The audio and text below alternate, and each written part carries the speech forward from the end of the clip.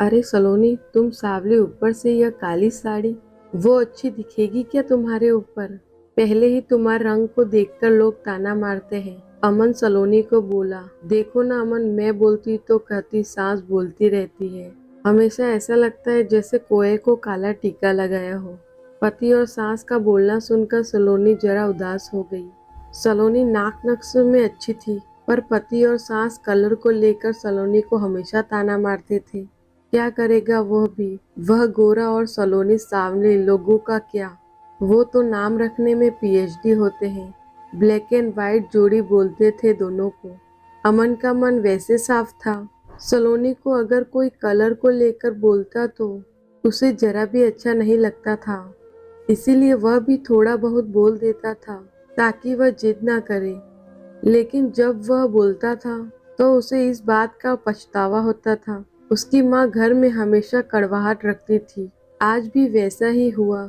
घर में उत्सव के माहौल में सुबह जब सास ने सलोनी से बात की तो वह थोड़ी घबराई हुई थी। उसका चेहरा भी शांत था।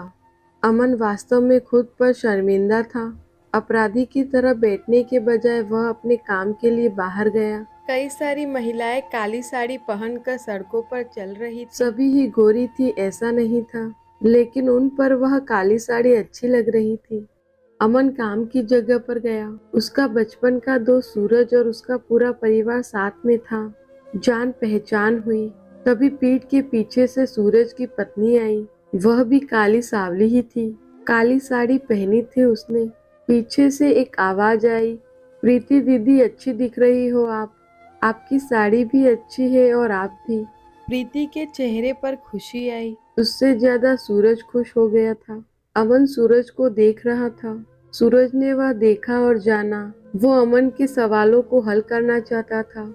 सूरज ने अमन से सीधे ही पूछ लिया, पूछो तुम्हारे मन में जो भी है, मैं तुम्हें उसका उत्तर देने के लिए तैयार हूँ।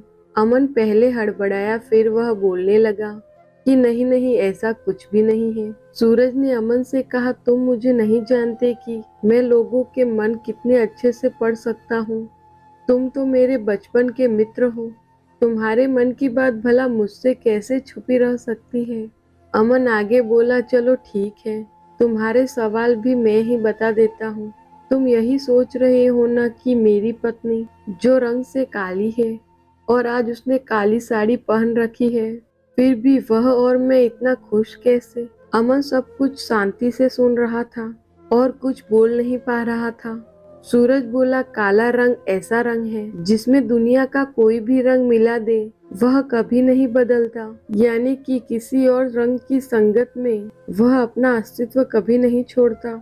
इस प्रकार प्रीति भी दिल से एकदम उस कलर के जैसी है।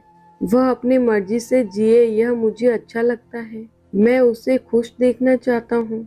लोगों का क्या है, वह तो बैठे ही हैं भला बुरा बोलने के लिए। गोरी औरत रही तो चिपकली बोलते हैं, काली होती तो चूहा या कौवा बोलते हैं। क्या क्या नहीं बोलते लोग। ताना मारने वाले मारते रहे। हमें हमेशा खुश रहना चाहिए। वही मैं अब कर रहा हूँ। वो सुबह मुझे बोली, मैं कैसी दिख रही हूँ? अच्छी लग रही हो तुम। ऐसा बोलने पर उसके चेहरे पर वह कोलगेट स्माइल देखकर मुझे सकारात्मक ऊर्जा मिली। घर से बाहर निकलते तो सभी लोग बोलने लगे, अच्छी लग रही हो भाभी। हम दोनों ने अच्छे मन से यह बात सोची।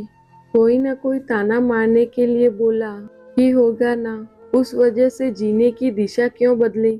अमन को उसके घर का सुबह का माहौल याद आया। वह खुद पर ही चिढ़ गया।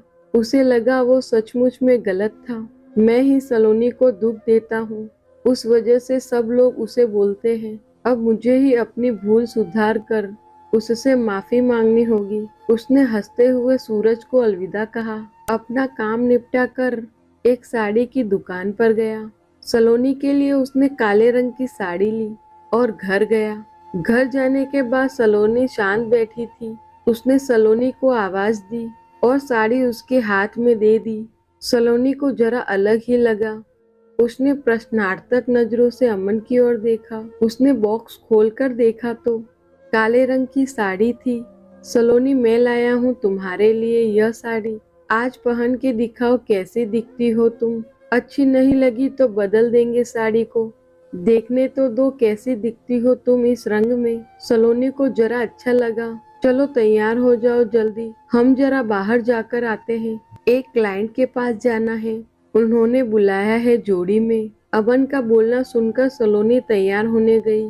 काली साड़ी, उस पर हल्का सा मेकअप और लंबे बाल की चोटी। अमन भी क्या, अमन की माँ भी सलोनी को देखते ही रह गई। अमन बोला, सलोनी सॉरी। हाँ, अरे लोगों की बातों में आकर मैं तुम्हें हमेशा बोलता रहा, और खरा सौंदर्य किसमें है यह मैं भूल गया था।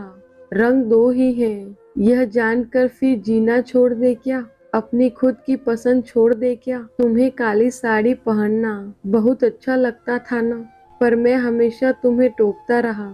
अब मुझे समझ में आया, किसी भी रंग में रंगते वक्त मन साफ हो तो खूबसूरती निखरती है।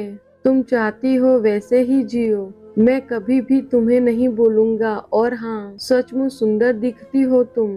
तुम्हारे रंग पर अच्छा खिलता है यह काला रंग। सलोनी के चेहरे की लाली और भी ज्यादा बढ़ गई थी। यह बात सुनकर शर्मा कर वह अमन को बोली, क्या आप भी। अमन ने सलोनी का मुस्कुराता हुआ चेहरा देखा। उसके बदले हुए विचार से अमन खुश हुआ। मन ही मन अमन ने सूरज को धन्यवाद किया, क्योंकि यह परिवर्तन सूरज के शब्दों द्वारा हुआ था।